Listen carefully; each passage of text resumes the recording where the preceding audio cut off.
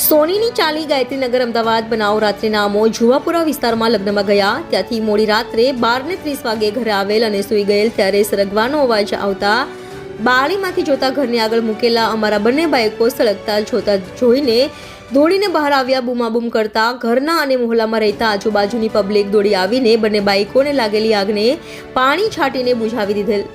આ બનાવ સંબંધે અમારા મોહલ્લામાં રહેતા સામેવાળાના ઉપર અમને શક વહેમ છે, કેમ કે ગઈ તારીખ 2/2/2025ના રોજ આ સામેવાળાઓ સાથે અમારે પાર્કિંગ કરવા બાબતે ઘર્ષણ થયેલ. મને તે લોકોએ વાહન ના મૂકવાની ધમકી આપી હતી અને જો મૂકવામાં આવશે તો બાઇક સળગાવી નાખીશ તેવી ધમકી આપેલી હતી.